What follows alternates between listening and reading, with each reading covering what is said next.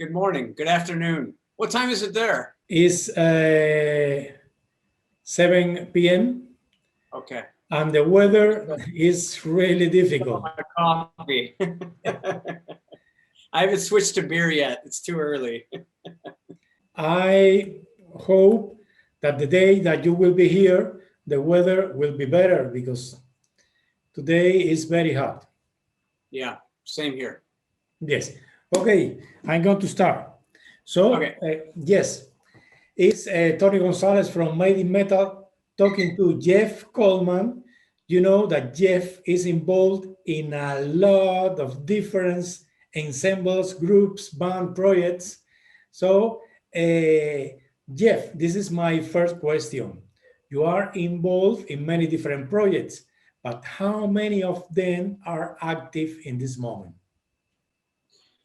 Right now, well, I did my solo record, so I was pretty focused on that. And Alan Parsons Project. We were supposed to go to Spain in 2 days, but the shows, they decided to reschedule them. You know, we're just on that kind of border of tricky traveling internationally, and with this COVID variant, the Delta variant, and there might have been some other factors, but yeah, I was to be packing my bag for Spain today. So now 2.5 weeks off. So this is kind of how, the last 1.5 years is gone. So, those are the two main things right now. We're talking about doing a new Cosmosquad record. Before Alan, I was working with Glenn Hughes quite a bit from Deep Purple in, I would say, 2018 into early 2019, doing a classic Deep Purple live. We were touring the US, and I think we went to Australia, New Zealand with that. So that kind of ran its course, and then Glenn went to the Dead Daisies, and I went back to Alan, and yeah, it's all good. You can only juggle so many things, so focusing on like 1 or 2 things is enough for me at once. Yeah. So, but I remember that in 2017, Cosmosquad released the Morbid Tango. Yes. After 10 years of no recording. Yeah. And now you are telling me that you have plans for a new Cosmosquad CD. What the project is at the beginning of your recording? No, I mean, we're passing around some ideas. The thing with Cosmosquad is it doesn't take us 10 years to make a record. We can make a record in 4 weeks. It's just getting around to doing it. We're all, Shane does solo records. I do solo records. We do things with other groups. Might be the Bombastic Meatbats, yes, with drummer Chad Smith. And Shane has this band he plays with in Japan called the Bees. Huge band. So we're just, we kind of get together and do it whenever we can. But we don't want to let 10 years go by before we make the next record. Because we had a good flow on the last one. It happened pretty easily. So, working with Shane is really easy. We just get in the room and jam, and next thing you know, we have a record done. And Kevin Chown on bass. I've worked with Kevin for 30 years. So, okay. Yeah. So we're just starting to write some ideas, and we'll see. You released a solo CD called East of Heaven. Yes. You know that I'm from Made in Metal, and I'm going to make jokes that you maybe don't know, or maybe you know, that in 1988, Slayer released South of Heaven, but now you are on the East of Heaven. Yes. Yes. There's got to be a joke in there somewhere.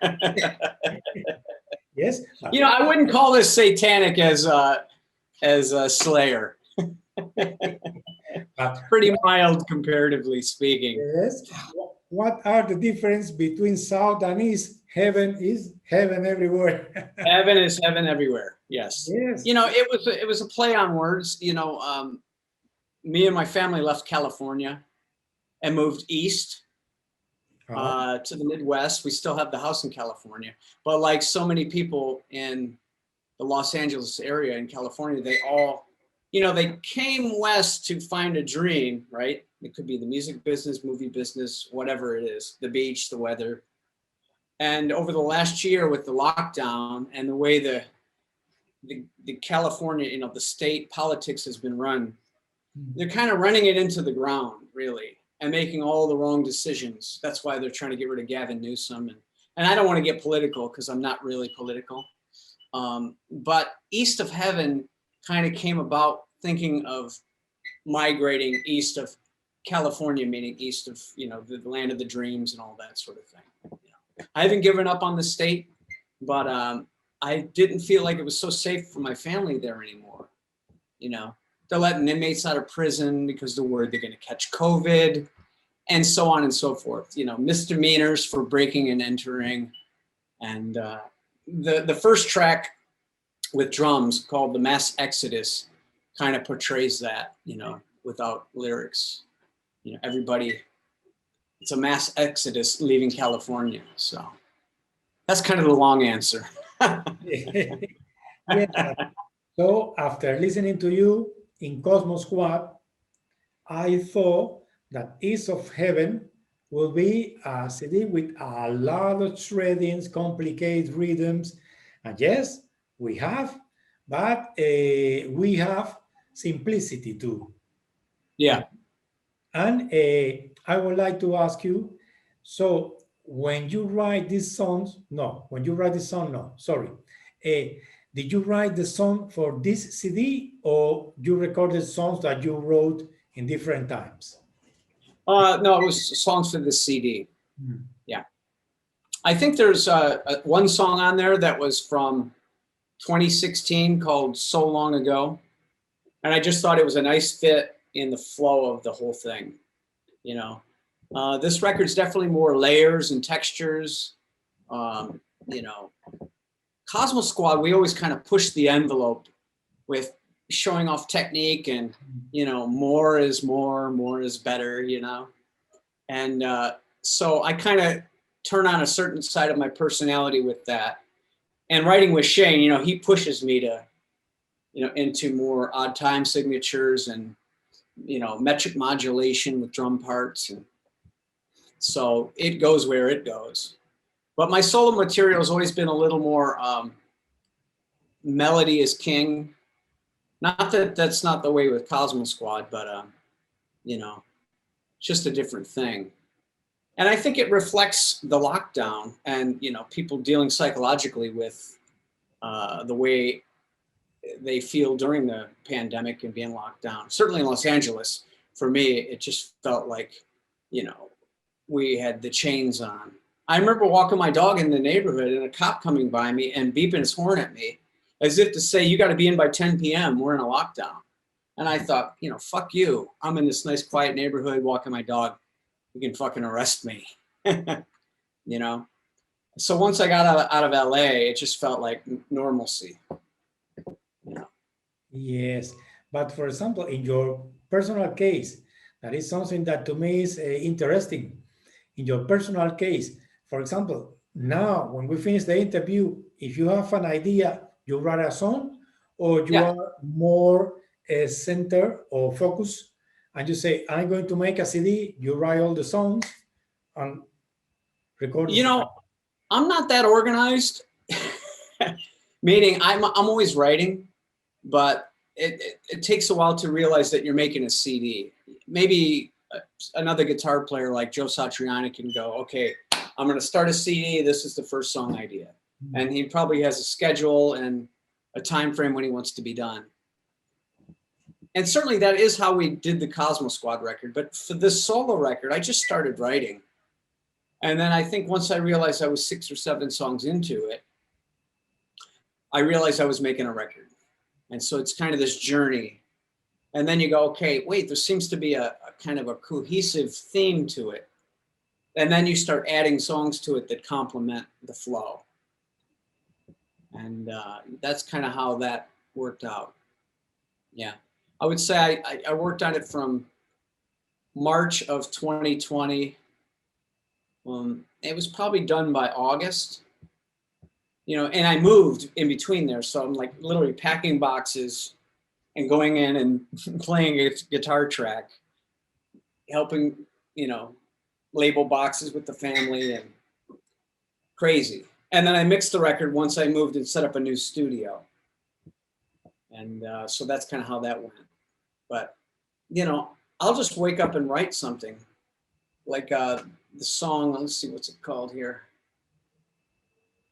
Insomnia. That was literally a night I couldn't sleep in Los Angeles. And I woke up and I just started writing this tune. And the interesting thing, and I haven't played in like 48 hours, so I'm not going to try to shred for you. I've been like hanging out and doing 4th of July. But I found this, like, you know, a common C chord, right? We all know that chord. I ended up going up a half step.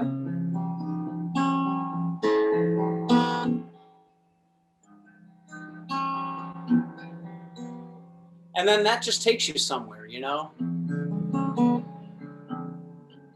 But it's literally 5 in the morning. I got all the studio closed up and I'm in there and I'm just, you know, by the time 6:30 a.m. rolls around, the song's done. So sometimes that's how a song comes about. You know, you just write it when you write it. Yeah.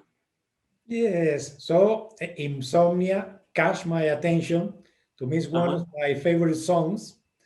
I'm sorry that you cannot sleep, but it was a good response. Yes.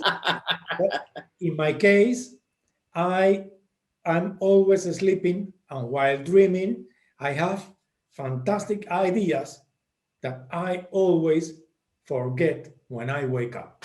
Well, yeah. So there's been studies about that where, you know, some artists say if you're feeling it, wake up and just get going. You'll sleep when you sleep. So, but I get more manicky then, more difficult in family life than, you know. You know, I'm either organized and sleeping 8 hours a day and kind of not motivated, or manicky and creating, and it is what it is, and everything's a mess around me, but the music's great, you know, or better. So, yes, one of my favorites is Isolation 2020, which really depicts yes, somebody kind of like maybe losing their sanity, because there has been a lot of people that have had, you know, psychological issues with COVID and the lockdown. And I think making a record for me kept me sane. And we bought a new dog. We always have pugs. So I'm, you know, walking him 2-3 times a day, and he's really funny. And so there's this, you know, camaraderie going on there. But yeah, that one.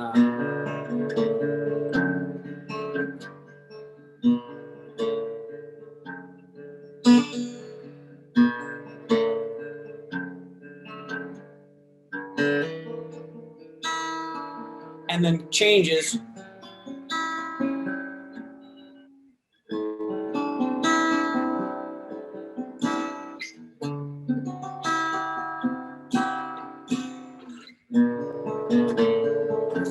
Interesting thing, I had that idea on my iPhone, and then I knew it was there, but I couldn't remember it. And it took me like a month to find it, sifting through all these ideas on the phone in a voice memo. And, you know, like so many ideas, they just fall away. So, you know, it takes a while to find them. The interesting thing with that song is, you know, I was talking to my daughter about it, Lila, and at that time she was 11 years old. And she said, Dad, it kind of sounds like somebody she says, it's a beautiful song. And it's interesting when kids talk. She says, it's a beautiful song, but it maybe like somebody's kind of going crazy. And she says, what does it sound like when somebody hears voices in their head? Mm-hmm. So we looked it up on the internet and found a YouTube audio clip. And she said, why don't you put that in the song? Can you record that, lift it from there and put it in there? And so we did. And it really kind of makes it haunting. It kind of slips in and out within the track. So, yes, you know, for me, harmonically, I don't just can't just write like that, you know. It's like those are 8 crayons in a crayon box. That's why if I'm listening to REM, I would have to enjoy the lyrics, because the music's just too one-dimensional for me. Mm-hmm. I think that's what I liked about even bands like Nirvana. Kurt Cobain was able to find a melody over chord changes that aren't in one key. Like this is not in one key, Yes. right? It's harmonically moving with every chord. So to find a melody that works over the top is a little bit tricky. You know, you're in major, then you're in minor, then you're heading somewhere else, then you're resolving the major, or you're resolving the minor, then you're moving up a minor third with tension. I could go here. You go wherever you want.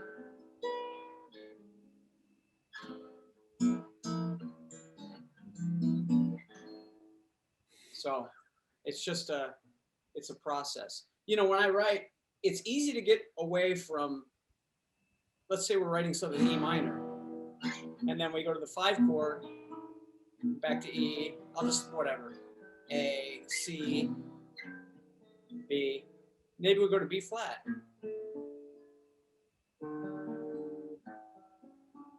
Now we're in D minor. Now, okay, that wasn't so hard getting there, but how did we get back to E minor?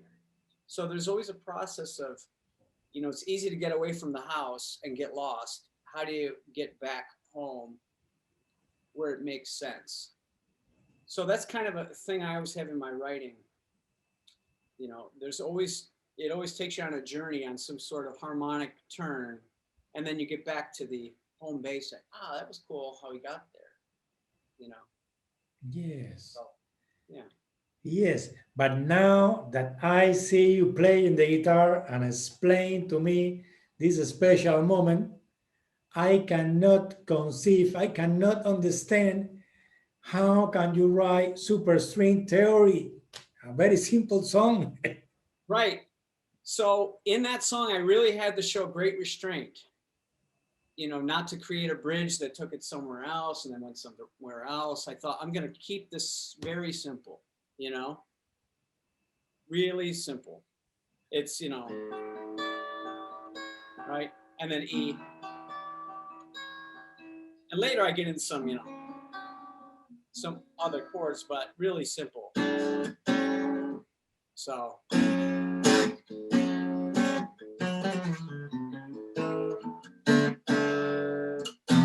Right, simple. And then later I just go to the upper 4. You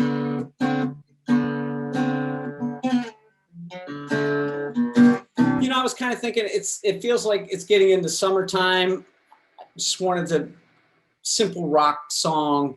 You know, I love AC/DC and just 4 on the floor, no BS. And, you know, yeah, I thought it was a nice change for the record, but a little deceiving, right? Because it's really simple and straightforward. And some people really dug it. I had a few friends that go, I don't know. You know, they like the harmonically more complex stuff. You know, sometimes I like just simple. To me, that's one of the greatest groups in rock and roll. Right? So not every song calls for, you know, all this movement and modulation. So it's really whatever you're feeling, you know. Yes. I think the sad thing is when an artist becomes trapped in their ego. Like I see this with a lot of people, like an Yngwie Malmsteen. He can't not wake up and put on the outfit and get his 3 Ferraris out and his Strats. And he's like a cartoon character of himself. So every song he writes is going to be, you know, and then, right? So it's like, okay, let's hear something else. You've made that record 20 years in a row. Step out of the box. Let's hear you play something, you know, a little different. Yes. So to me, it's like we're artists. Why keep making the same movie over and over?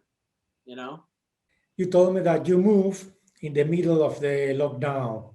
Yeah. Has the COVID affected you or your family in economic terms or mental terms, or did you get or something in your family get the disease?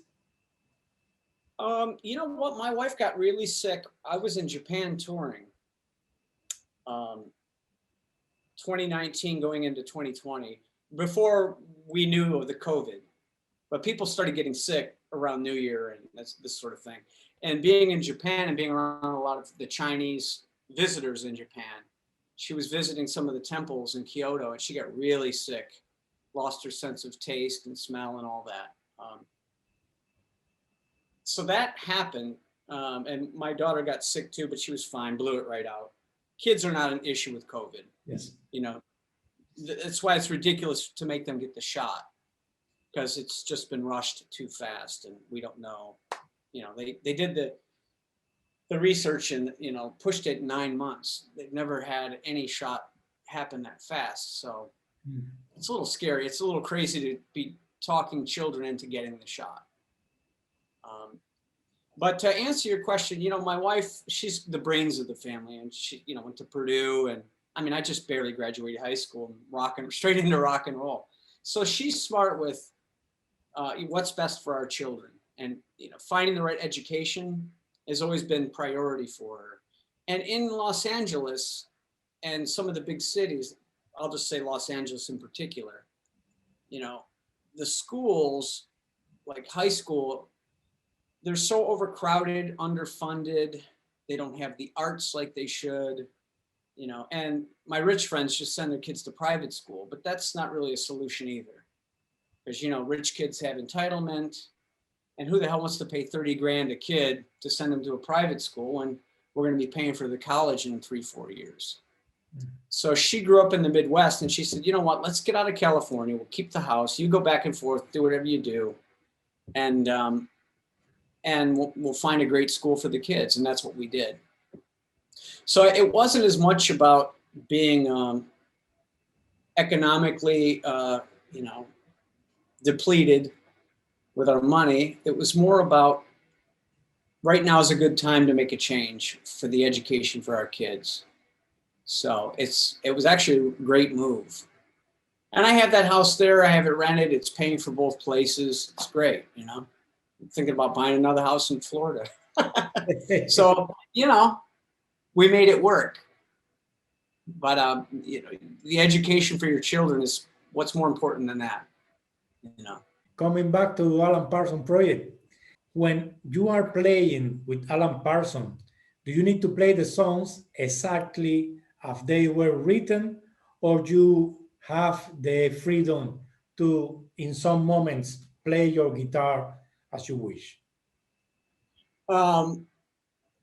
Yeah, there is quite a bit of freedom. And at the same time, there's iconic solos that Ian Berenson came up with, like Wouldn't Want to Be Like You. Yes. You wouldn't want to change that solo, you know.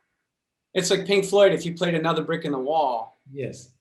It would not be a good idea to improvise on that solo, right? Maybe if you extended the solo, but you have to play the theme of the solo. And I enjoy that too. But there's songs like Prime Time where I'm featured and I can take a solo for, you know, 3-4 minutes and actually go too long. But I can go wherever I want to go with that, you know. Yeah. So I don't know. I would say that it's like 60-40.